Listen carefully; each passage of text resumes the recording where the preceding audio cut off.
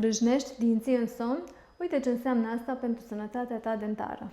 La nivelul aparatului dentomaxilar, bruxismul poate produce uzuri dentare, ceea ce dă un aspect inestetic al dinților, dar pe lângă asta poate produce diferite dezechilibre la nivelul parodonțiului, al țesutului de susținere a dinților.